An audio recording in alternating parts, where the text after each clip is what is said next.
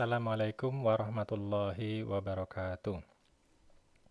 Setelah kita mempelajari tentang kristal pada kuliah sebelumnya dan kita mengetahui bahwa ada keteraturan di dalam kristal yang berbagai jenis keteraturan itu sudah terdefinisi dengan baik, maka pada kuliah kali ini kita akan mempelajari bagaimana perilaku gelombang elektromagnetik yaitu sinar X dan cahaya ya, berinteraksi dengan sesuatu yang sangat teratur atau kristal. Ya. Semua bentuk keraturan kristal adalah terdefinisi, ya, walaupun pada kenyataannya di alam keteraturan itu mungkin belum ditemukan, ya, atau ada dalam jumlah yang sangat sedikit. Ya. Jadi dari seluruh keteraturan yang terdefinisi, hanya sebagian kecil yang ditemukan di alam dalam jumlah banyak. Dan keteraturan-keteraturan lain itu hanya dalam jumlah yang minoritas saja. Ya. Intinya adalah bahwa pada kristal ada keteraturan dan segala jenis keteraturan telah terdefinisi. Struktur molekul dapat diturunkan dari pola difraksi kristal molekul itu ketika dipapar dengan sinar X ya. Struktur molekul dapat diturunkan dari pola difraksi kristal molekul itu ketika dipapar dengan sinar X. Jadi pertama-tama molekul dibuat sedemikian hiada dalam bentuk padatan kristal ya. Kemudian padatan kristal itu dipapar dengan sinar X dengan panjang gelombang tertentu, maka sebagai material yang teratur, bagian dalamnya adalah teratur, maka sinar X yang dipaparkan tadi akan terdifraksi. Ya. Nah, pola difraksi sangat terkait erat dengan susunan internal dari material itu, dari material kristal yang dipapar dengan sinar X itu. Ya. Keteraturan susunan atom akan menghasilkan pola difraksi yang berhubungan erat dengan keteraturan itu. Ya. Jadi kalau keteraturan yang berbeda, maka pola difraksinya pun akan berbeda. Untuk menganalisis kristal, kita menggunakan sinar X. Ya. Kenapa? Karena panjang gelombangnya cukup pendek, sehingga bisa menganalisis atom-atom yang jarak antar atom dalam satu kristal juga sangat pendek. Ya.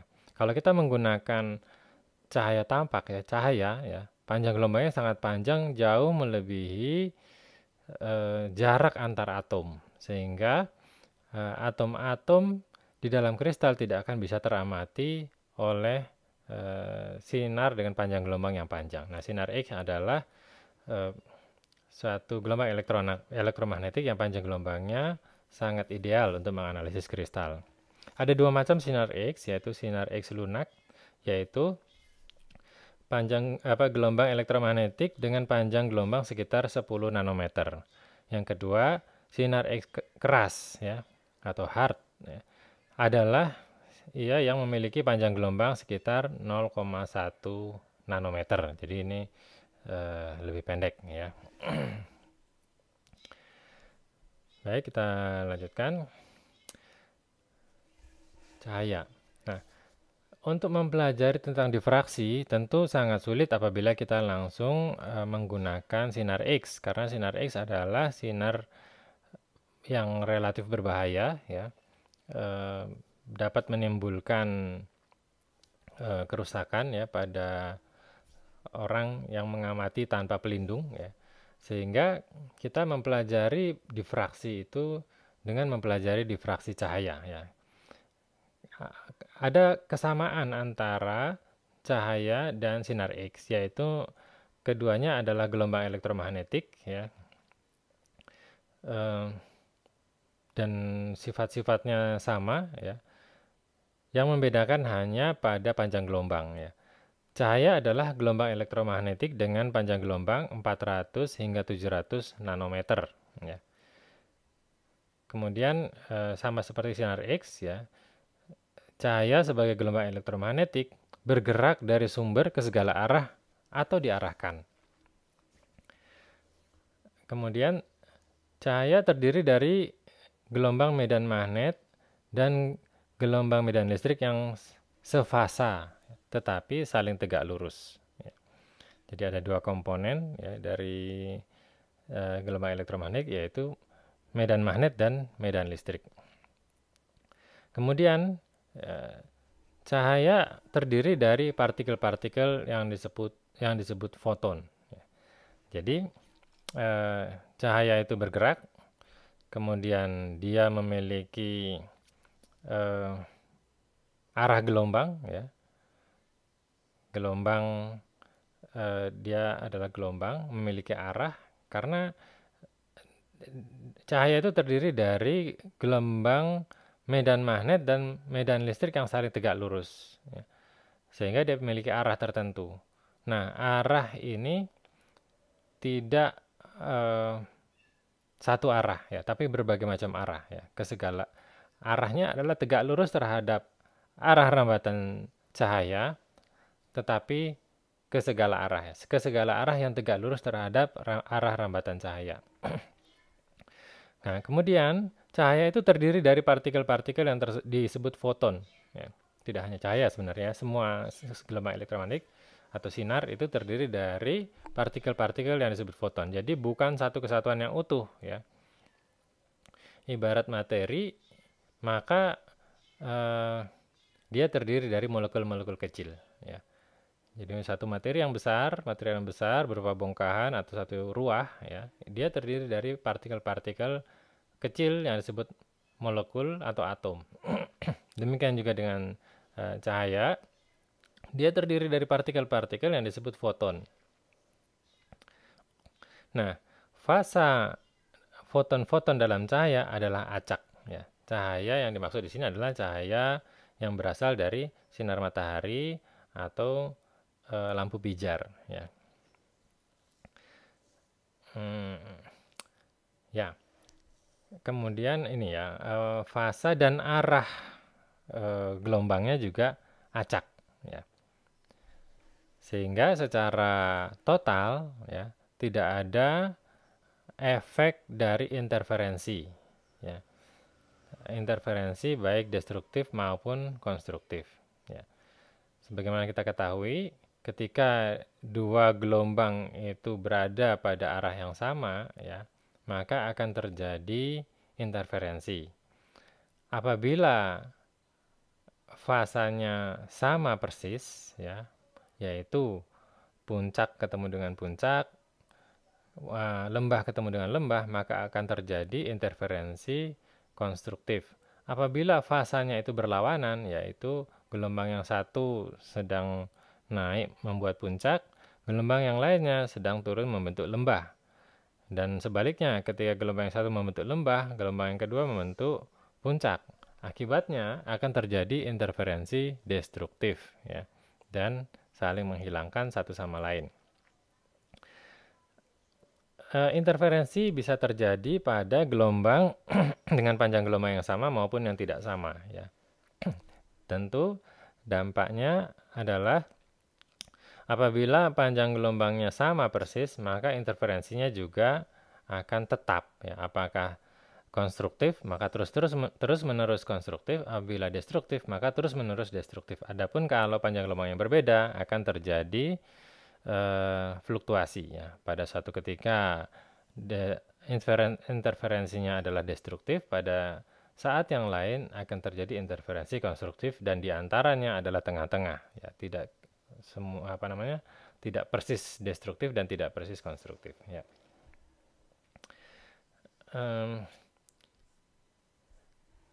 Ada satu jenis cahaya yang cukup berbeda, yaitu namanya laser, ya.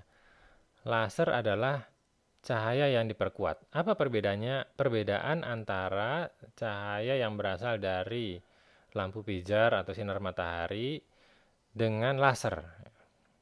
Perbedaannya terletak pada fasa, ya. Jadi foton-fotonnya semua memiliki fasa yang sama pada laser. Adapun pada sinar yang berasal atau cahaya yang berasal dari lampu pijar atau sinar matahari, maka fasanya itu acak, ya. ada yang saling menghilangkan atau interferensi destruktif, ada yang saling menguatkan. Ada yang ya tidak sefasa dan tidak searah sudut gelombangnya. Adapun laser, dia semuanya konstruktif. Yang kedua, laser memiliki rentang panjang gelombang yang sangat sempit, ya. Bisa jadi cuma satu panjang gelombang, ya, sangat sempit. Adapun cahaya yang berasal dari lampu pijar atau sinar matahari, dia terdiri dari sinar dengan berbagai panjang gelombang, ya, bahkan kontinu, ya, sehingga dia disebut sebagai sinar polikromatik, ya. Adapun laser dia monokromatik, ya. Jadi cuma satu panjang gelombang. Adapun cahaya matahari dan cahaya lampu pijar adalah polikromatik. Yang tampak oleh mata kita, yang teramati oleh mata kita adalah sinar berwarna putih. Berarti dalam laser, ya, gelombangnya itu sudah diperkuat, ya. Intensitasnya sangat tinggi. Kenapa? Karena gelombangnya itu adalah berinterferensi konstruktif semua, ya.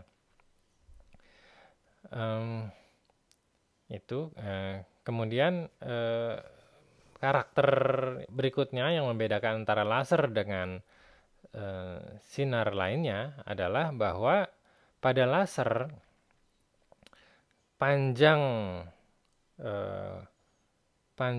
sinarnya itu dapat diatur mulai dari sangat pendek, misalnya 10⁻⁻10 meter, sampai sangat panjang, misalnya ya sampai berpuluhan atau kilometer, ya. Apa yang menentukan panjang sinar ini adalah seberapa lama sumber sinar itu menghasilkan sinar. Sebagai contoh, pada lampu pijar, maka ketika diberi energi yang cukup, filamen lampu itu akan partikel-partikel di dalamnya, atom-atom penyusunnya akan mengalami eksitasi. Ketika telah mencapai posisi tereksitasi, dia akan segera terdeeksitasi sambil melepaskan sinar, ya, gelombang. Nah, banyaknya yang terdeeksitasi pada waktu yang sama itu adalah berfluktuasi, ya, tidak sama, tidak seragam semua atom dalam filamen lampu pijar itu tereksitasi dan terdeeksitasi secara bersamaan, melainkan mereka silih berganti. Akibatnya sinar yang dihasilkan pun pendek-pendek, ya. Ketika terjadi deeksitasi, dilepaskanlah sinar dengan panjang gelombang tertentu. Ketika terjadi eksitasi, dia tidak menghasilkan sinar, ya. Kemudian terdeksitasi, melepaskan sinar. Demikian seterusnya, sehingga panjang sinarnya itu adalah sangat bergantung pada seberapa lama eksitasi itu terjadi, ya. Sekian femtodetik, ya, dan panjangnya juga sangat relatif panjang, ya. Mungkin 3 meteran, ya, 3 meter panjang sinarnya itu. Adapun laser itu bisa ditentukan, ya, karena laser itu didesain, ya, supaya material penyusunnya itu mengalami eksitasi dan deeksitasi secara simultan sesuai dengan pengaturan yang diberikan kepadanya. Maka bisa saja proses eksitasi dan deeksitasi itu terjadi secara simultan terus-menerus, sehingga sinar yang dihasilkan adalah sinar laser yang sangat panjang. Atau sebaliknya, bisa diatur sedemikian hingga agar deeksitasinya itu terjadi dalam waktu yang pendek dan berhenti, kemudian dilanjutkan ke eksitasi dan deeksitasi berhenti dan seterusnya, sehingga dapat dihasilkan panjang sinar yang sangat pendek, ya. Jadi laser tadi pertama, ya, dia koheren, ya. Koheren artinya semua gelombangnya adalah sefasa. Yang kedua, dia adalah sinar yang memiliki intensitas yang sangat kuat karena semua gelombangnya adalah mengalami interferensi konstruktif. Yang ketiga, panjang sinarnya adalah sangat bisa diatur, ya, apakah sangat panjang atau sangat pendek. Adapun sinar selain itu, pertama dia tidak sefasa, ya, antar fotonnya atau tidak koheren karena acak, arahnya acak, panjangnya pun acak, ya. Dan dia tidak monokromatis, melainkan polikromatis, ya. Kemudian panjangnya juga relatif tetap sekitar 3 meteran untuk lampu pijar, sinar matahari juga bervariasi. Itu perbedaan antara cahaya dan laser. Mengapa saya bahas ini? Karena sifatnya nanti, ya, bahwa laser bisa mengalami difraksi, ya, langsung mengalami difraksi karena dia sudah monokromatik dan dia sefasa atau koheren. Adapun sinar selainnya tidak koheren sehingga tidak akan mengalami difraksi. Oke, kita lanjutkan. Nah, ini adalah gambar, ya, yang atau hasil pengamatan ketika suatu kisi, ya, kisi yang digunakan di sini adalah kain, ya, yang dirajut secara sederhana yang terdiri dari helai-helai benang yang vertikal dan yang horizontal, ya. Nah, kemudian dipancarkan sinar dari belakang kain dan diamati dari depan kain, ya. Nah, gambar pertama ini adalah ini garis putih menunjukkan, ya, saya perbesar sedikit. Ya. Garis putih menunjukkan ukuran kain, ya, atau mengilustrasikan ukuran kain. Adapun titik-titik ini adalah berkas sinar yang keluar dari kain, ya, setelah disinari dari belakangnya. Ya, ini diamati dari depan. Nah, ini adalah berkas yang teramati seperti ini, atau pola yang teramati adalah seperti ini. Kemudian ada gambar B. Apa perbedaan antara gambar A dan gambar B? Ya, kelihatan di sini bahwa, ya, kotaknya semakin besar, ya, dibandingkan dengan gambar A. Artinya apa? Artinya pada gambar B, ya, kainnya sudah didekatkan ke arah pengamat sehingga menjadi lebih besar, artinya lebih dekat. Kemudian titik-titik yang tampak di sini adalah pola sinar yang telah melewati kain itu setelah kain itu didekatkan. Apa yang bisa kita amati di sini? Ternyata polanya relatif sama, ya. Berbeda pada mungkin kecerahannya saja, ya. Tapi polanya sama persis. Jarak antar titik di sini, ya, jaraknya sama dengan yang di sini, ya. Kita tidak bisa membandingkannya sisi kiri kanan karena ukurannya, tetapi tampak di sini sama, ya. Kemudian ada gambar C, ya. Bagaimanakah gambar C ini diperoleh? Yaitu dari kain yang ada di gambar A yang dimiringkan, ya. Jadi mungkin sisi kanan ini didekatkan ke arah pengamat dan sisi kiri dijauhkan dari pengamat sehingga seolah-olah dia menjadi persegi panjang, ya. Akibatnya apa? Serat yang vertikal semakin rapat, ya, dibandingkan dengan keadaan mula-mula, ya, karena ini dia mendatar. Jaraknya adalah sesuai dengan jarak rajutannya, dan ketika dimiringkan maka seolah-olah serat yang vertikal ini merapat, adapun serat yang horizontal adalah tetap. Yang bisa kita amati adalah jarak titik, ya, yang berasal dari sinar yang menembus kain, ya, menjadi jarang, ya, di arah horizontal, menjadi lebih jauh, ya. Mungkin 1,5 kali, kira-kira, ya, kira-kira 1,5 kali daripada asalnya, ya. Ini kira-kira saja, artinya jarak titik itu merenggang pada arah horizontal. Adapun secara vertikal jaraknya adalah tetap, ya. Kita lihat di sini ada 1, 2, 3, 4, 5 yang bisa diamati. Di sini juga 1, 2, 3, 4, 5. Adapun yang horizontal 1, 2, 3, 4, 5 di gambar A bisa teramati, adapun di gambar B hanya 3. Ini menunjukkan bahwa dia semakin jarang. Sebenarnya mungkin bisa kelihatan di sini ya, tapi karena saking lemahnya tidak tertangkap oleh kamera. Ya. Lalu gambar D. Kita lihat apa yang terjadi pada gambar D. Kain yang mula-mula ada di gambar A ini kemudian ditarik ya pada bagian atasnya ke arah kiri dan pada bagian bawahnya ke arah kanan ya, sesuai yang saya tunjukkan ini ya.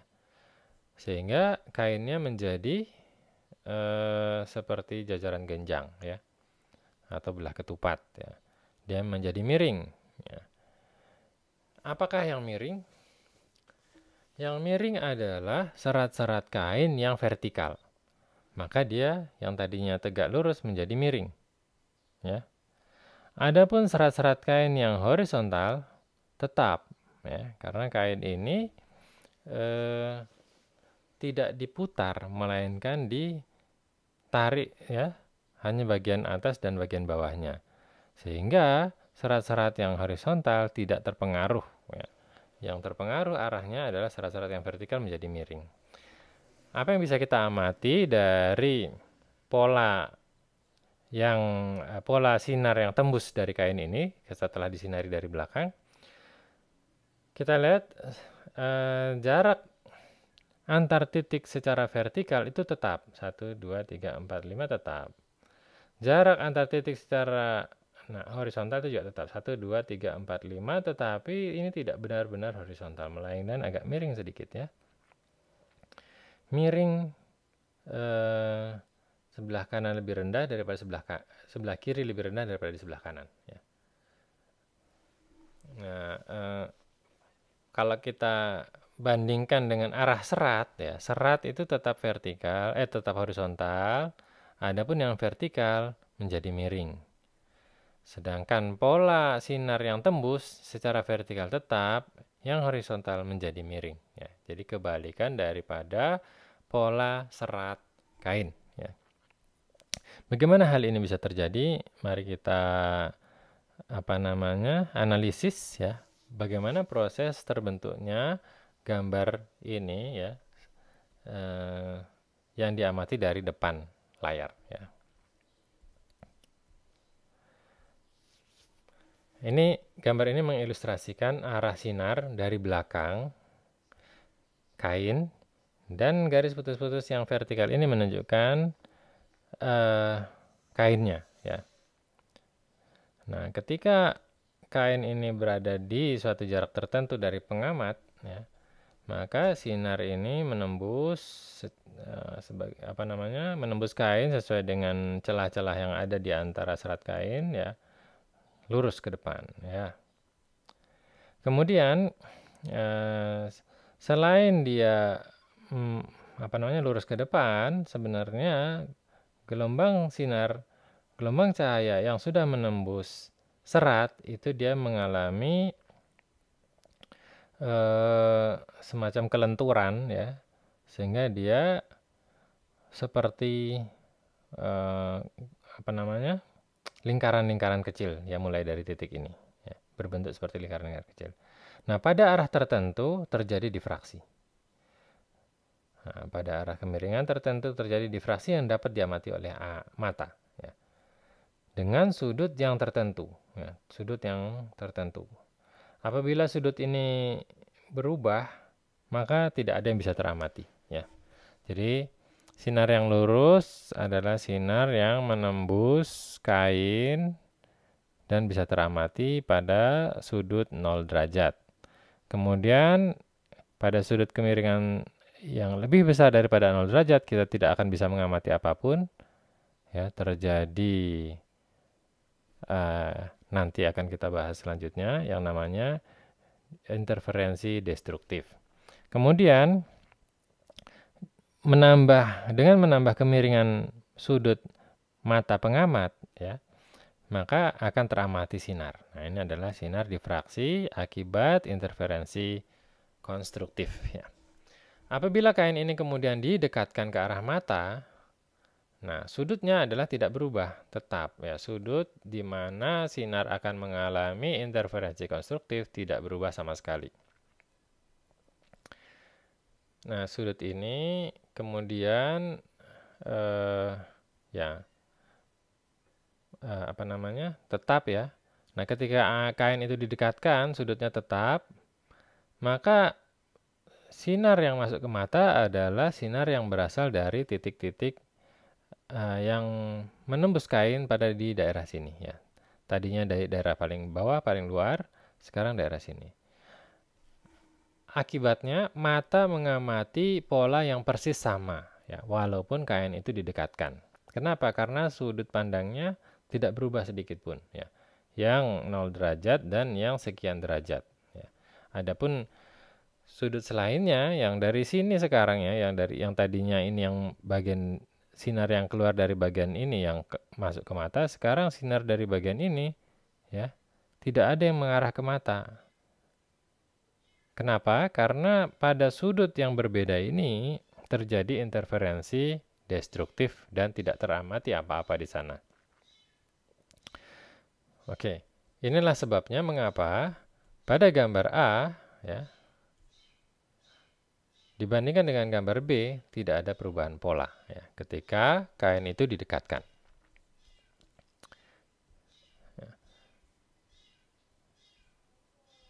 Adapun gambar berikutnya akan kita analisis nanti ya berikutnya ya, setelah kita membahas tentang proses pembentukan sinar, apa namanya, difraksi. Nah, gambar ini adalah gambar pengamatan dengan cara yang berbeda. Saya mulai dari sini ya. Apabila kita mengambil sebuah kertas, lalu kita beri lubang kecil ya.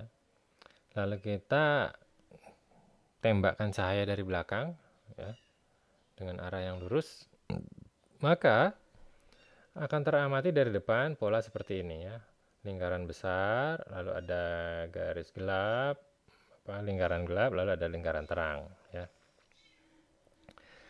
Kemudian apabila lubangnya diperbesar, maka lingkaran besar itu mengecil, lalu ada lingkaran gelap, lingkaran terang, lingkaran gelap lagi, dan lingkaran terang ya. Lingkaran yang di tengah semakin kecil dan semakin banyak lingkaran luar yang bisa teramati ya, kalau lubangnya diperbesar. Kalau lubangnya dibuat lebih besar lagi, akan terjadi hal yang serupa ya, lingkaran tengahnya semakin kecil dan lebih banyak lingkaran luar yang bisa teramati, tapi di sini kelihatannya hampir sama. Karena apa? Karena lingkaran yang lebih luar lagi intensitasnya sudah sangat lemah, sehingga tidak tertangkap oleh kamera ya ketika fenomena ini ditangkap atau diamati. Jadi kita lihat lubang yang kecil menghasilkan pola difraksi berupa bulatan utama yang besar. Lubang yang sedang menghasilkan pola difraksi dengan bulatan utama yang sedang juga atau mengecil dari mula-mula. Apabila lubang yang membesar, maka kita akan mengamati pola sinar utama di tengah ini yang semakin kecil. Kemudian pengamatan dirubah ya. Kita lihat di sini ada kertas dengan lubang-lubang yang cukup besar yang tertata seperti ini, 5 secara mendatar dan 4 secara vertikal ya. Dan dihasilkan pola seperti ini ya. Kita lihat polanya ya, secara mendatar ada titik-titik kecil yang banyak yang hampir saling berdekatan satu sama lain, sejumlah ada 3 kelihatan di sini yang bisa teramati secara apa namanya, secara umum ya. Kita lihat apakah benar 3, ini sangat bergantung dari ya cetakan bukunya ya, kurang jelas. Lalu yang vertikal di sini kita lihat ada 2 yang utama, apakah di sini ada, ini kurang begitu jelas, mungkin kayaknya nih 1, 2, 3, 4. Adapun di sini 1, 2, 3, 4, 5 ya. Ya, menyerupai jumlah atau sejalan dengan jumlah titik horizontal maupun yang vertikal. Kemudian ada daerah gelap, ya. Kemudian ada daerah terang, ya. Ya.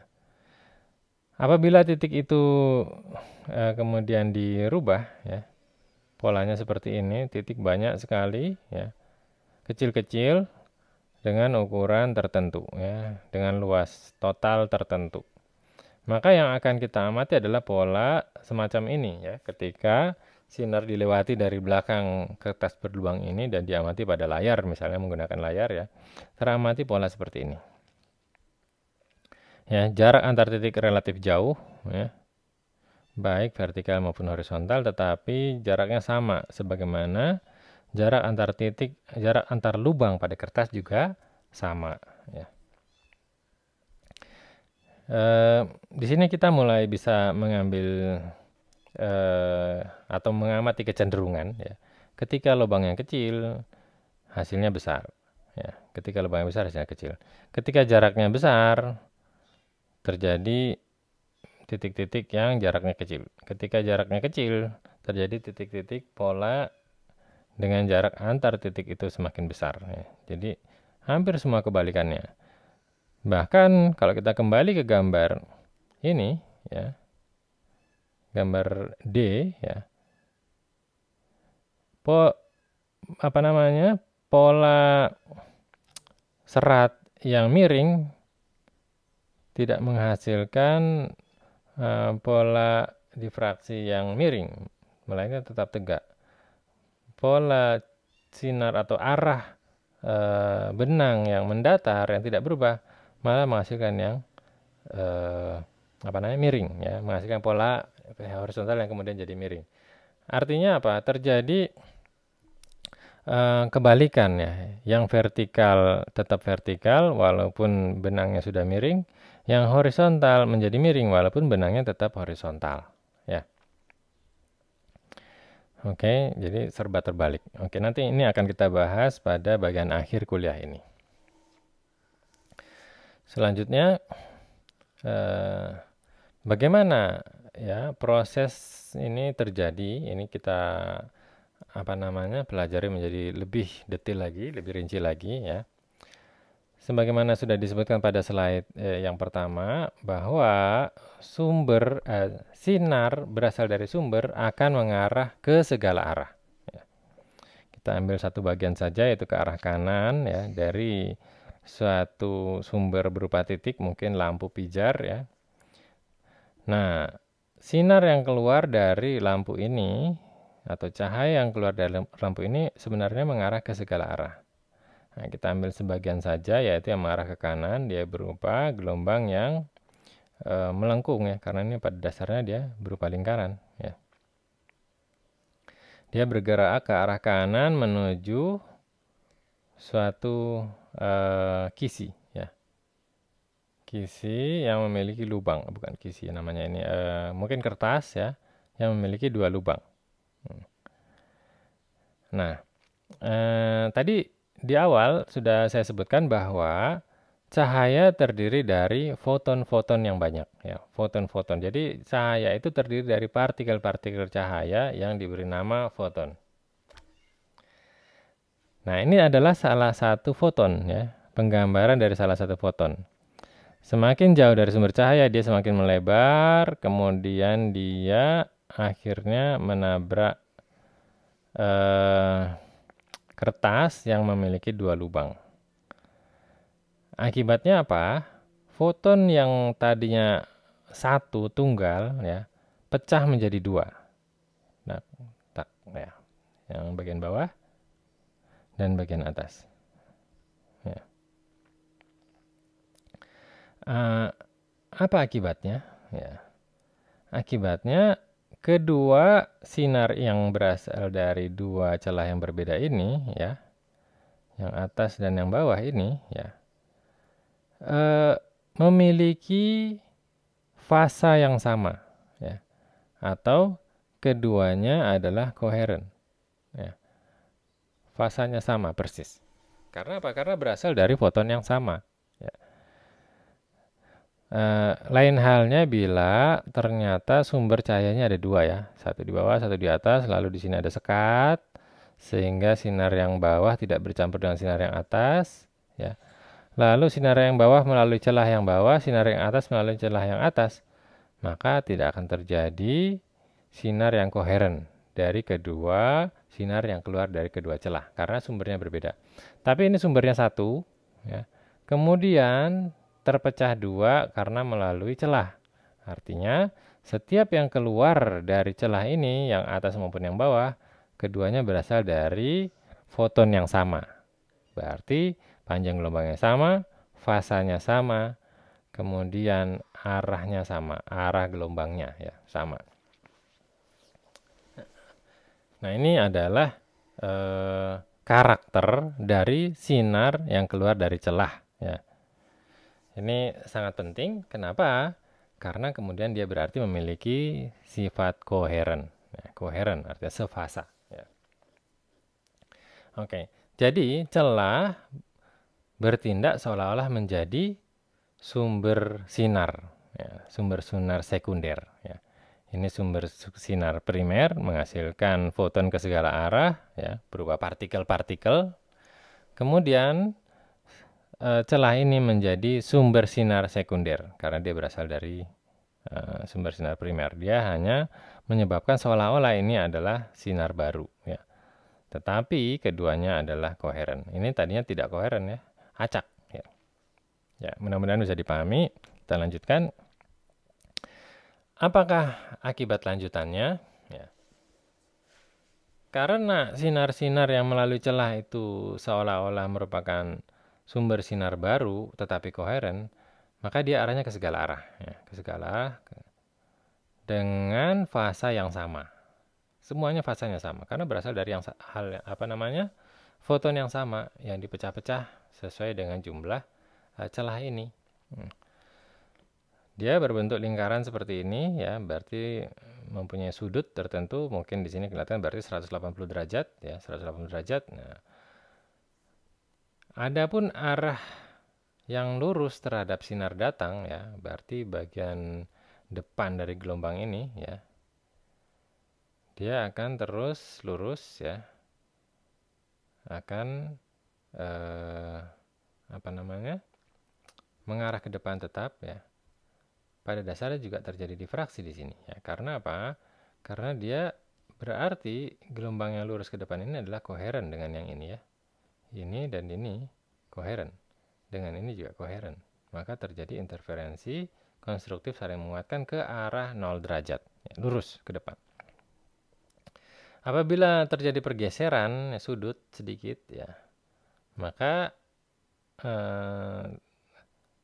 kita kembali ke gambar ini ya. Supaya jelas, nah terjadi pergeseran sedikit misalnya ini ya, ini terjadi interferensi destruktif. Setelah itu pada sudut tertentu terjadi interferensi konstruktif, artinya kelihatan lagi, teramati lagi cahayanya ya. Jadi teramati yang ini yang lurus dengan kelenturan tertentu, artinya dia agak sedikit menyebar ya sampai membentuk lingkaran yang cukup besar melebihi dari ukuran lingkarannya. Kemudian akan terjadi interferensi destruktif ya pada sudut tertentu dan hitam. Lalu setelah itu terjadi lagi cincin di sini terang ya, berarti terjadi interferensi konstruktif.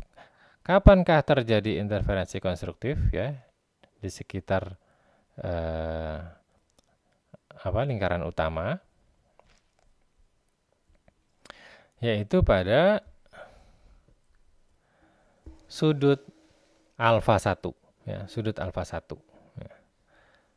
Mari kita analisis bagaimana kejadiannya ya. Jarak antar celah adalah A ya. Kemudian sudut terjadinya difraksi ya, cincin yang terang tadi itu adalah alfa 1 ya. Sudut yang lebih kecil dari alfa 1 adalah destruktif atau lingkaran hitam tadi ya. Berarti ini adalah sudut alfa 1, sudut di mana terjadi interferensi konstruktif yang menghasilkan cincin di sekitar bulatan utama. Nah, kita lihat misalnya gelombang ini kita gambarkan dengan garis-garis ya di sini ya. Lalu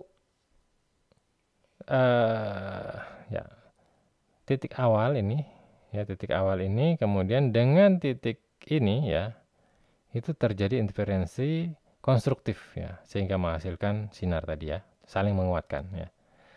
Nah, berarti ada perbedaan jarak tempuh dari sinar yang atas ya.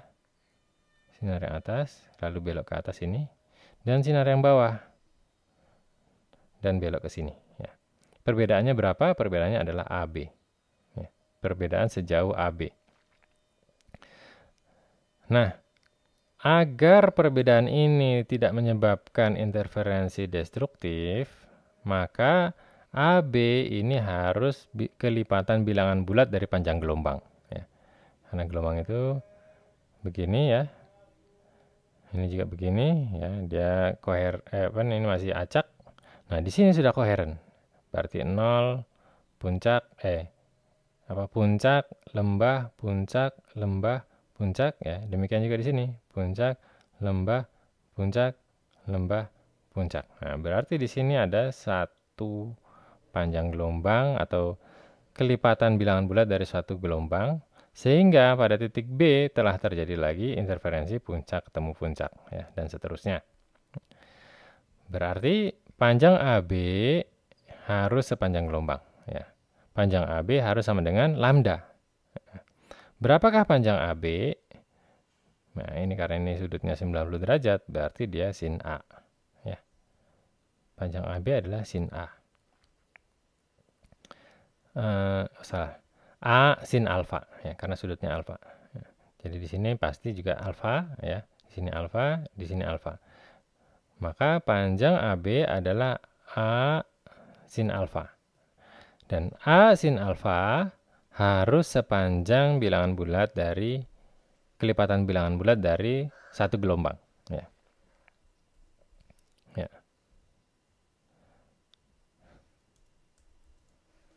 Jadi A adalah jarak antar celah dan alfa n adalah sudut difraksi orde ke n. Berarti tadi adalah orde ke 1 ya. Kenapa orde ke 1 di sini ya? Ini orde ke 1. Orde 0 ini yang lurus ya, 0 derajat. Yang lurus ini adalah orde ke 0, maka ini adalah orde ke 1. Ya. Jika lambda sama dengan 0,5 mikrometer atau 500 nanometer dan A kira-kira setengah sampai 2 mm, maka sudut difraksi adalah sangat kecil ya. Artinya apa? Alfa n atau alfa 1 itu kecil sekali. Nah, ketika alfa itu kecil, maka sin itu hampir sama dengan tidak sin ya, mendekati ya. Jadi sin alfa n hampir sama dengan alfa n itu sendiri. Ya, karena yaitu kalau kasusnya kecil ya, sudutnya kecil ya. Sehingga AB, panjang AB ya, di sini kita lihat panjang AB ini itu harus sama dengan panjang kelipatan bilangan bulat dari panjang gelombang ya. Jadi n kali lambda ya. Dan n kali lambda yaitu AB. Jadi AB adalah A sin alfa n ya. A kali sin alfa n ini, itulah AB ya. Nah, kalau sudutnya kecil maka AB itu sama dengan n lambda sama dengan A alfa n ya, atau kira-kira sama dengan A alfa n. Sehingga alfa n adalah n kali lambda dibagi A. Ya, kita tinggal turunkan ini ke sini ya. A-nya pindahkan ke bawah, maka kita dapatkan persamaan ini. Jadi alfa n sama dengan n lambda per A. Nah, sampai di sini jelas ya pada sudut berapa saja akan terjadi interferensi konstruktif, yaitu pada sudut n lambda per A ya. Jadi n alfa ini adalah n lambda per A, atau kita kasih sin juga nggak masalah ya, karena tadi sin sama alfa n juga sama. Lalu bagaimanakah pola yang bisa diamati ya? Dengan demikian kalau celahnya seperti ini ya. Celahnya seperti, lalu bagaimanakah pengamatan kita? Nah, inilah dia ya. Jadi di sini ada 0, ini orde ke 0, kemudian 1 kali alfa per A, lambda per A maksud saya, maaf. Ini berarti ya, 1 kali lambda per A, 2 kali lambda per A, disitulah terjadi interferensi konstruktif dan pada saat itulah ada sinar yang bisa teramati. Sehingga polanya kemudian menjadi seperti ini ya. Ini lingkaran utama, ini adalah bagian hitamnya ya. Ini kemudian yang interferensi konstruktif pada orde pertama dan seterusnya. Nah, kita lihat di sini ini sangat langsing ya, kurus. Dan di sini adalah apa namanya? Langsing juga ya. Adapun di gambar ini sangat besar. Kenapa? Karena ini lubangnya cuma satu ya. Jadi yang barusan kita analisis bukan ini, bukan pola seperti ini ya, yang menghasilkan gambar ini, melainkan yang kita analisis barusan adalah ini ya. Celah kecil-kecil dengan jarak A ya, dalam jumlah banyak. Maka yang kita dapatkan ini. Tek, tek, tek, tek, tek. Ini adalah orde ke 0, orde ke 1, orde kedua, dan seterusnya. Jadi analisis kita adalah untuk menganalisis pola seperti ini ya. Nah, secara intensitas dapat digambarkan oleh gambar ini ya. Bisa dipahami ya. Kemudian kita lanjutkan. Bagaimana seandainya celahnya itu besar dan cuma satu. Nah, berarti kita sedang menganalisis yang ini ya. Baik yang mungkin yang inilah karena kita anggap besar ya. Ini atau ini ya. Ini yang sedang kita analisis sekarang. Cuma satu tapi besar ya. Maka menggambarnya berbeda ya. Yaitu menggambarnya seperti ini. Celahnya cuma satu dengan diameter D cukup lebar. Maka sinar yang melalui celah semacam ini ya sama. Setiap daerah di sini, setiap titik di sini kemudian menjadi seperti sumber sinar baru ya, sumber sinar baru semua di sini. Tak tak tak tak tak tak. Ini semua. Ada berapa ini? Ada banyak ya. Semuanya sumber berarti seperti sumber sinar umumnya, yaitu ke segala arah ya. Lalu kita asumsikan pada jarak D per 2 ya, yaitu persis yang di tengah-tengah ya. Nah, antara sinar paling atas dengan sinar yang ada di tengah-tengah ya, akan terjadi selisih jarak sejauh BC ya. Nah, pada jarak BC ya, selisih jarak ini mengakibatkan sinar menjadi tidak sefasa lagi ya. Tidak koheren ya. Jadi pada dasarnya ini semuanya koheren ya, dari yang setelah melewati celah ini adalah koheren. Kemudian pada sudut tertentu, yaitu sudut ini ya, menghasilkan selisih jarak BC sehingga gelombang sinar yang paling atas dengan gelombang sinar yang di tengah-tengah justru mengalami interferensi destruktif. Artinya apa? Puncak ketemu lembah. Berarti BC ini panjangnya kelipatan bilangan bulat dari setengah gelombang ya. Kelipatan bilangan bulat dari setengah gelombang itu adalah BC, dan dia menyebabkan akhirnya gelombang yang paling atas dengan gelombang yang tengah ini ya menjadi tidak sefasa, bahkan berlawanan fasa dan saling menghilangkan. Ya. Oke, bisa dipahami ya. Sehingga pada sudut tertentu kita lihat di sini ya. Pada sudut tertentu justru terjadi interferensi destruktif ya, hilang sinarnya. Kenapa? Karena di sini, pada daerah sini,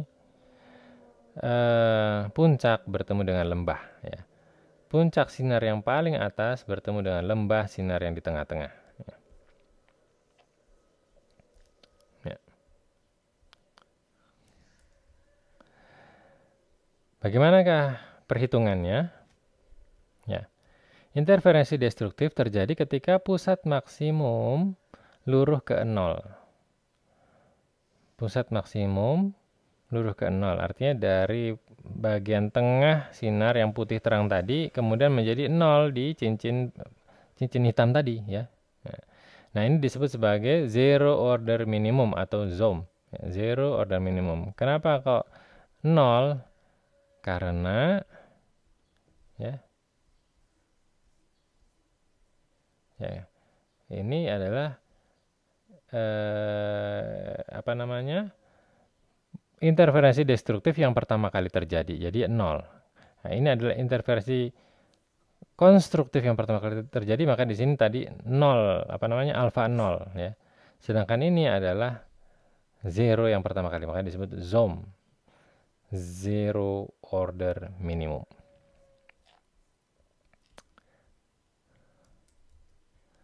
Ya. Oke.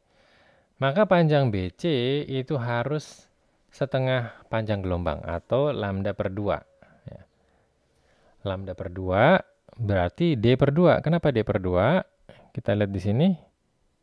D per 2 kan. Jadi D per 2 sin alfa, sin sudutnya, itu adalah BC. Dan BC adalah setengah panjang gelombang.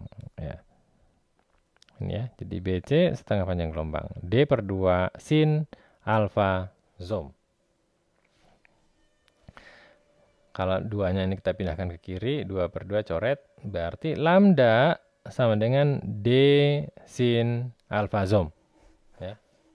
Jadi pada sudut berapa itu kita ketahui dari persamaan ini. Ya. Interferensi destruktif berikutnya terjadi setelah difraksi orde pertama luruh ke 0. Ya. Baik, kita kembali ke gambarnya. Nah, atau kita lihat gambar yang ini ya tadi. Difraksi orde ke 0, luruh ke 0. Atau tadi kan di sini kata-katanya begitu ya. Nih. Ketika pusat maksimum, nah pusat maksimum berarti difraksi konstruktif orde ke 0 ya, luruh ke 0 ya. Luruh ke 0, kita kembali ke gambar ini ya. Jadi ya, ketika maksimum utama itu luruh ke 0. Nah, ini adalah ZOM, zero order minimum. Kemudian ketika orde pertama, difraksi orde pertama luruh ke 0. Nah, berarti adalah FOM, first order minimum. Jadi ZOM, FOM, lalu ada SOM. Ya. Second order minimum.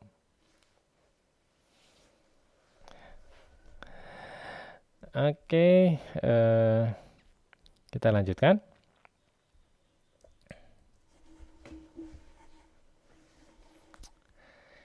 Interferensi destruktif berikutnya terjadi pada FOM ya, berarti rumusnya adalah lambda per 2, lambda per 2 sama dengan D per 4 sin alfa FOM ya. Kenapa kok D per 4 ya? Yaitu kalau kita lihat gambarnya berarti mungkin dia maksudnya di sini ya, D per 4. Jadi pada saat seperempat ini terjadi destruksi interferensi destruksi ya. Pada saat seperempat ketebalan ini terjadi interferensi destruktif ya. Maka dia bilangnya D per 4 ya. Berarti rumusnya menjadi 2 lambda sama dengan D sin alfa FOM ya. Oke. Nah, pola yang terjadi akhirnya jadi seperti ini. Ini yang sinar utama, lalu ini ZOM ya. Sin alfa ZOM, yaitu apa? Lambda per D. Lalu terjadi difraksi orde pertama, ya. Difraksi orde pertama berarti yang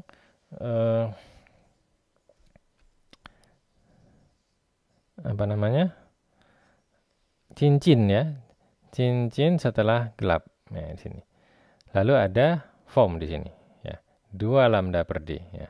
Maka polanya seperti ini. Seret, seret, seret. Ya, kalau kita bandingkan dengan ini, ya, maka ya menyerupai, ya, menyerupai. Puncak, seret, rendah, puncak lagi. Seret. Nah, kalau ini juga ada lagi, berarti ada lagi. Kemudian di sini ada lagi, ya. Cuma semakin lemah, semakin lemah. Ya, sehingga kita bisa memahami mengapa gambar ini bisa terjadi, ya. Bagaimana gambar ini bisa terjadi? Karena sifat dari sinar itu sendiri ketika melewati celah, ya, dia menjadi sumber sinar baru dan akibatnya menjadi seperti ini. Perhatikan sekali bahwa cara kita menganalisis, ya, pola difraksi ini, ya. Perhatikan, ya. Yang kita amati di sini adalah proses kejadian interferensi konstruktif, ya. Ya.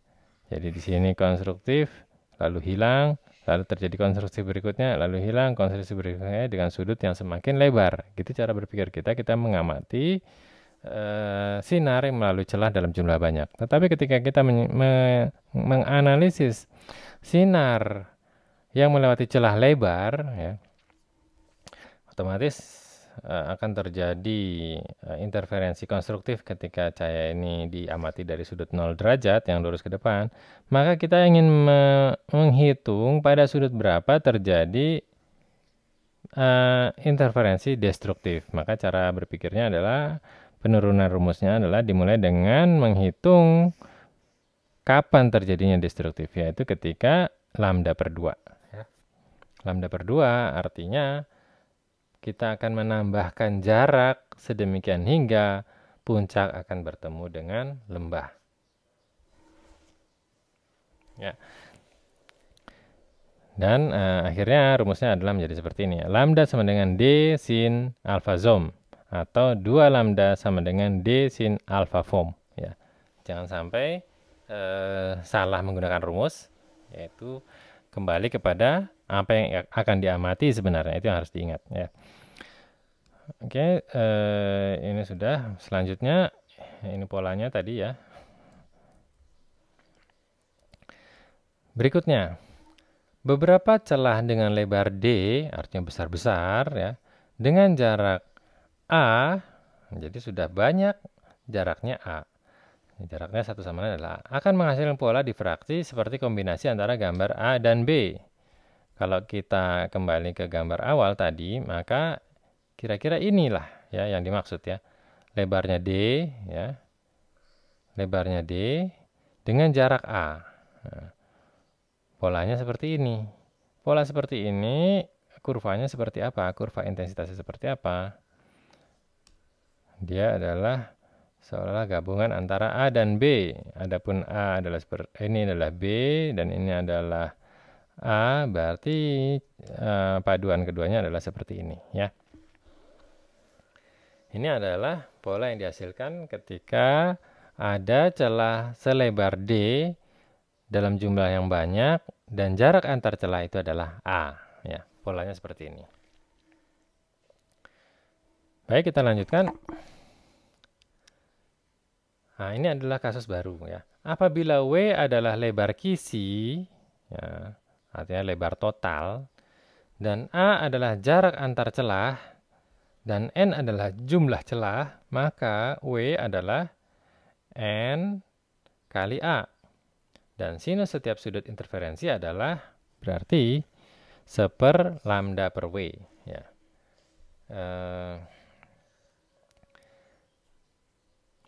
Bagaimana ini diturunkan? Ya, ini kita sebenarnya mirip seperti kita mengamati tadi, ya, antara kasus A dan kasus B, ya. Berarti ini adalah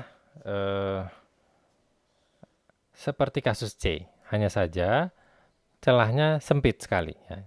Celahnya sempit. Kalau tadi C itu kan celahnya besar. Ini ya. Ini kan celahnya besar, sebesar D. Adapun pada saat yang ini ya, dia mirip dengan tadi, tapi celahnya kecil, sempit. Ya, jadi bukan D. Ya. Hanya saja jaraknya tetap A. Ya, betul jaraknya A. Nah, sudut interferensi yang terjadi adalah 1 kali lambda per W, 2 kali lambda per W. Inilah kejadian-kejadian interferensi ya. Atau W-nya kita ganti menjadi NA, maka 1 per N kali lambda per A. 2 per N kali lambda per A. 3 per N lambda per A ya. Maka polanya seperti ini ya. Dari sini nanti akan kita bisa mempelajari apa yang dimaksud ya, atau peristiwa apa yang terjadi ya. Nah, lihat. Pada saat 0, orde 0 ya, terjadi puncak ya. Jadi, ketika sinar melewati celah dan bergerak lurus, maka pada saat itu sudah terjadi interferensi konstruktif. Karena apa? Semua sinar yang melewati celah itu seolah menjadi sinar baru yang berasal dari foton yang sama, dan mereka adalah bersifat koheren. Nah, koheren ketika arahnya sama terjadi interferensi konstruktif. Nah, inilah dia yang kita amati. Kemudian pada saat 1 kali lambda per W ya. Perhatikan di sini. 1 kali lambda per W ya. Berarti 1 per NA ya. Karena N-nya di sini adalah 6, maka menjadi 1 per 6. Dan pada saat ini terjadi interferensi destruktif ya. Jadi pada saat lambda atau 1 per N kali lambda per A, di mana N-nya ada 6, berarti 1 kali lambda per 6A, itu terjadi interferensi destruktif. Kemudian 2 per 6 destruktif lagi. 3 per 6 destruktif, 4 per 6 destruktif, 5 per 6 destruktif, 6 per 6. Nah, terjadi apa namanya? Namanya ini apa namanya? Difraksi pertama, difraksi orde pertama ya. 6 per 6 berarti difraksi orde pertama ya. Sehingga ketika apa namanya? Celahnya ada 6 ya kan, N tadi N adalah jumlah celah ya di sini. Dan N adalah jumlah celah ya. Kalau celahnya ada 6 ya, kalau N ada 6, maka kita akan mengamati intensitas tinggi, intensitas rendah sejumlah 4, dan intensitas tinggi ya. Jadi 1, 2, 3, 4, 5, 6 ya. Dan seterusnya ya, dengan intensitas yang kemudian semakin menurun ya. Pola ini kita peroleh dari gambar yang saya cari sebentar, ini ya. Ini ya. Jadi ada celah sejumlah N. Oh, bukan, salah. Ini ya. Sejumlah N ya. Celah sejumlah N ada 1, 2, 3, 4, 5. Kalau di sini 5, ini 4 ya. Celah kecil ya, sebenarnya tidak terlalu kecil ini, tapi kita lihat di sini celahnya sama ya. Jadi 4 di sini jadi 4. 1, 2, 3, 4. Ke samping 5 berarti 1, 2, 3, 4, 5 ya. 1, 2 ini yang jelas yang di daerah sini. 1, 2, 3, 4, 5 karena ke sampingnya 5 ya. Jadi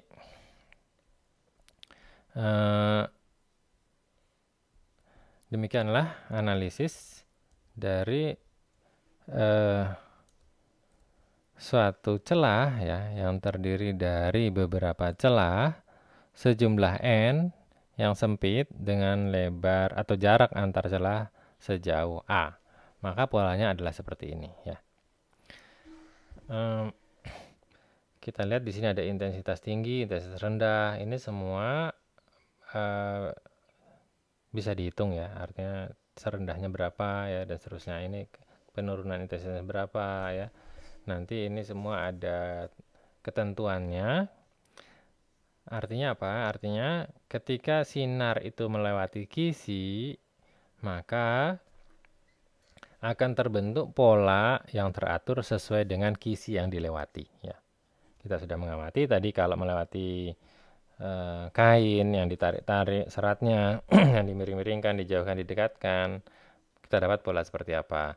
Ketika sinar melewati celah berupa titik bulat, kecil, tengah, menengah, dan besar, polanya seperti apa. Ketika melewati celah-celah yang banyak, besar tapi sedikit, sedikit tapi kecil tapi banyak, polanya seperti apa. Semua ada, masing-masing ada pola yang terkait, yang sangat teratur, yang bisa kita amati.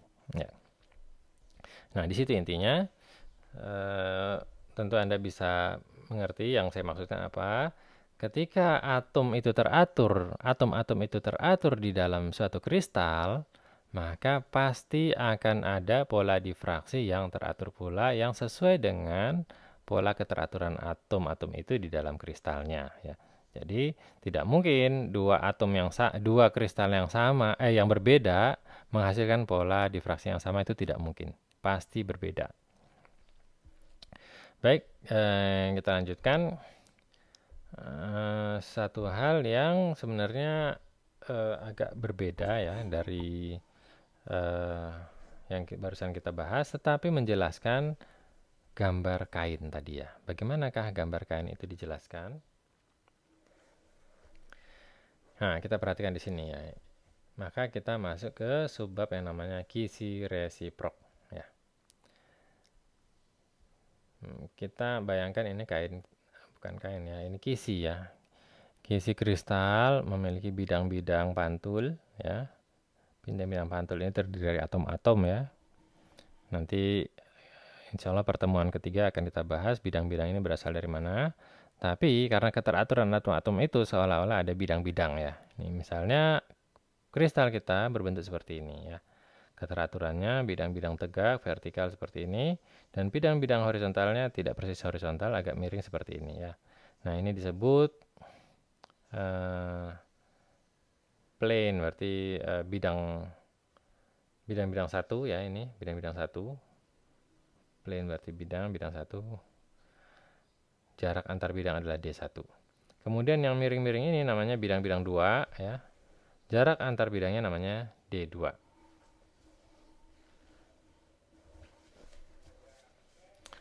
Oke. Nah, apa yang bisa kita amati? Jarak antar bidang 1 ya, yang tegak lurus ini ya, itu adalah D1. Nah, vektor yang tegak lurus terhadap bidang-bidang 1 ini adalah vektor ini ya. Bukan ya, sebenarnya dibilang vektor karena dia sangat terkait dengan D, jarak D ya. Atau mungkin lah, ini dia menyebutkan kata-kata normal to plane 1 atau tegak lurus terhadap bidang-bidang 1 ya, bidang 1. Dia lurus ke sini. Lurus. Adapun yang bidang-bidang 2, tegak lurusnya adalah ya, arah tegak lurusnya normal to planes 2 ya. Bidang atau arah yang tegak lurus terhadap bidang-bidang 2 adalah ini ya. Ini gambar garis yang ini ya. Kemudian jaraknya. Jarak ini yaitu jarak antar bidang-bidang 1 yang diberi nama D1. Kemudian kita gunakan rumus tertentu ya. Jadi seper D1, maka itu adalah D1 bintang ya. D1 bintang. Ini aja. Jadi kalau semakin panjang D1, maka D1 bintangnya semakin pendek. Adapun D2 karena dia pendek, maka sepernya jadi semakin panjang ya. Nah, berarti ini adalah jarak yang ditentukan berdasarkan jarak bidang-bidang kristalnya ya. Nah, ini disebut sebagai jarak antar bidang resiprok atau D1 resiprok ya. D1 bintang ini D1 resiprok. Ini adalah D2 resiprok. Ini arah resiprok, ini juga ada arah 1 resiprok, ini arah 2 resiprok ya. Kita baca keterangannya. Traces of two families of planes 1 and 2 perpendicular to the plane of paper. Ya. The normal to these families of plane drawn from a common origin. And C. Definition of these planes in terms of reciprocal lattice vektor D1. Ya, ini D1 vektor. Jadi ada besarnya dan ada arahnya. Ini adalah vektor D2 bintang. Ada besarnya, ada arahnya. Di mana D1 adalah K per D1. Ya, jadi sepernya ya. Adapun K adalah satu konstanta. Bisa jadi K itu adalah panjang gelombang sinar X yang digunakan. Nah, kita lihat bidang yang tadinya miring menghasilkan vektor yang seolah-olah ya, kita di kristal nyatanya ini berupa bidang yang miring D2, tapi pada kisi resiprok dia merupakan vektor D1 yang lurus. Garis yang tegak pada kristal nyata ya dengan jarak D1, yaitu ini bidang-bidang 1. Kemudian pada bidang resiprok akan ditunjukkan berupa vektor D2 dengan kemiringan ya. Nah, Anda tentu akan ingat dengan gambar yang paling pertama tadi ya. Ini ya. Jadi ternyata apa yang kita amati ini adalah gambar resiprok dari sinar yang telah melewati kisi berupa kain tadi ya. Ya, sangat terkait ya, sangat erat ya.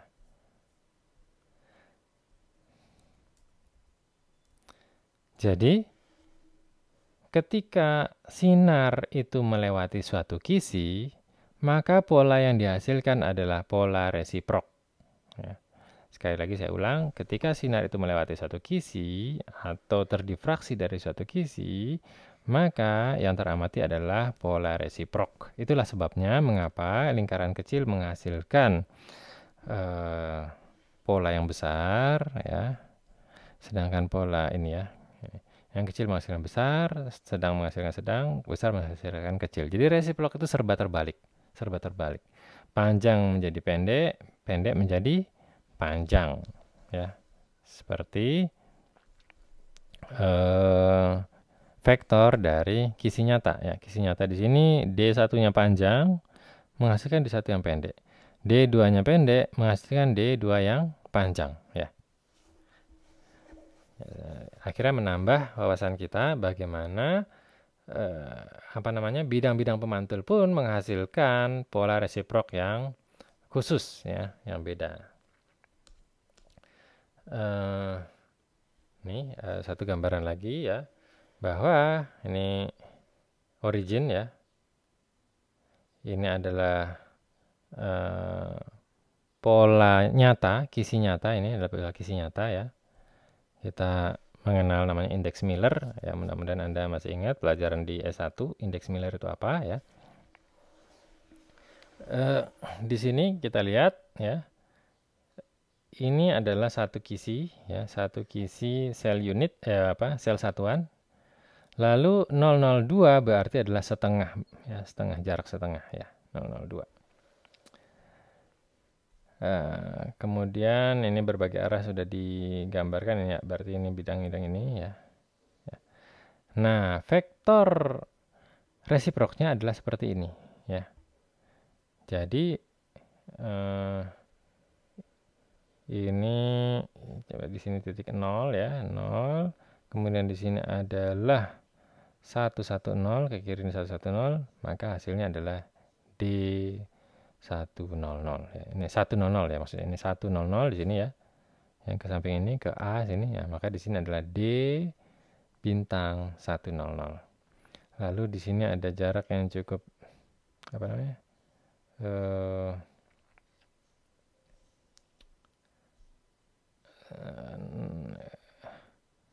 ini adalah 101 ya.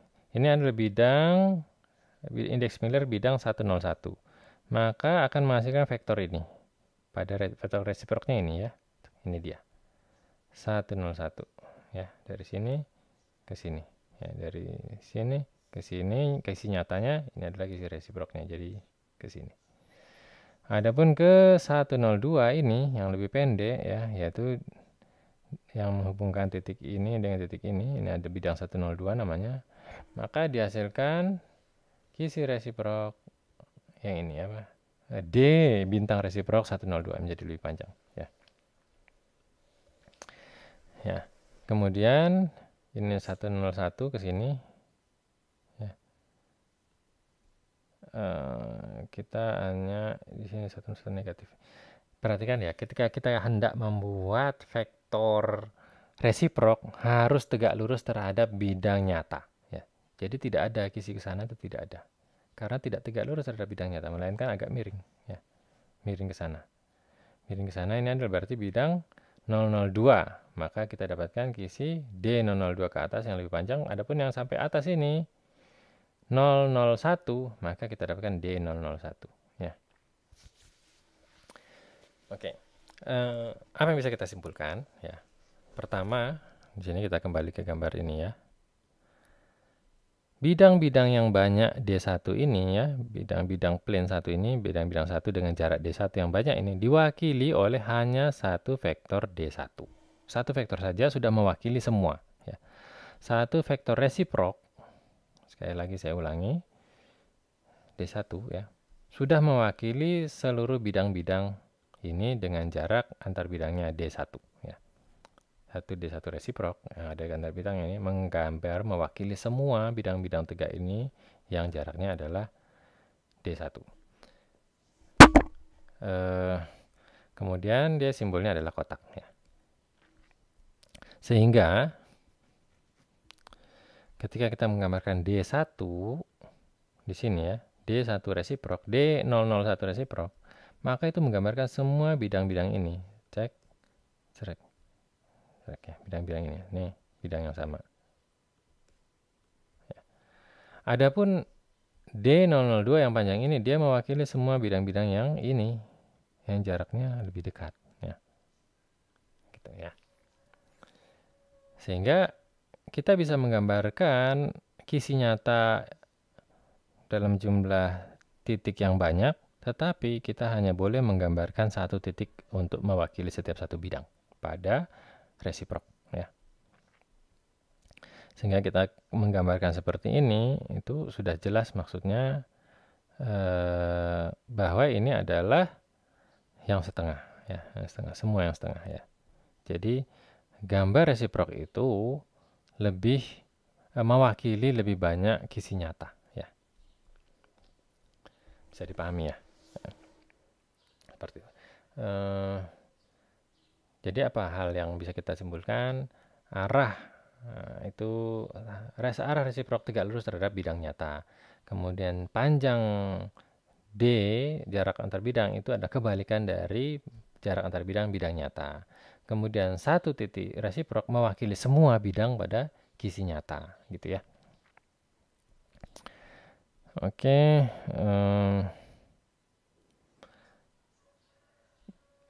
saya kira cukup ya. Ini ilustrasi lain ya. Jadi ini adalah kisi nyata dan ini adalah kisi resiproknya. Ya. Jadi kisi nyata seperti ini, kita buat bidang-bidang sesuai dengan posisi titik kisi ya. Ya. Lalu kita cari tegak lurusnya masing-masing, lalu kita gambarkan di sini. Nah, kita menemukan titik-titik kisi resiprok, lalu kita hubungkan menjadi seperti ini ya. Dan kita bisa melakukan ini ya, untuk pola 3 dimensi. Ini pola 3 dimensi. Di sini ada tanda setengah, artinya apa? Ini titik ini sebenarnya ada di atas sedikit ya. Sudah di atas dari lembar kertas ini sejauh setengah satuan kisi ya, setengah satuan sel satuan ya. Berarti ya kalau kita lihat gambar ini adalah pola kubus pusat badan. Ya. Nah, pola kubus pusat badan resiproknya adalah ini. Nah, ini seolah-olah jadi pola kubus pusat muka. Ya. Nah, sehingga nanti secara keseluruhan pola kisi resiprok dari kisi berapais kubus pusat badan adalah kisi berapais kubus pusat muka. Demikian pula sebaliknya, kisi kubus pusat muka, maka kita ketika kita menghasilkan pola resiproknya, yang kita hasilkan adalah kisi kubus pusat badan. Ya, jadi berkebalikan. Silakan dicoba-coba, Anda latihan, semoga semakin lancar untuk memahami apa itu kisi resiprok dan kisi nyata, perbedaannya di mana saja, dan kuliah ini akhirnya bisa menjelaskan fenomena difraksi yang terjadi, yang teramati ketika cahaya kita lewatkan suatu kisi. Ya, kisi yang sudah dicontohkan dalam kuliah ini tadi adalah berupa kain, kemudian berupa lubang-lubang atau celah-celah. Ya. Dan kuliah selanjutnya sehingga titik di sini sampai slide ini menjelaskan bagaimana pola difraksi cahaya setelah melewati celah-celah tadi ya bisa teramati seperti itu ya. Demikian, semoga dapat dipahami. Terima kasih atas perhatiannya. Assalamualaikum warahmatullahi wabarakatuh.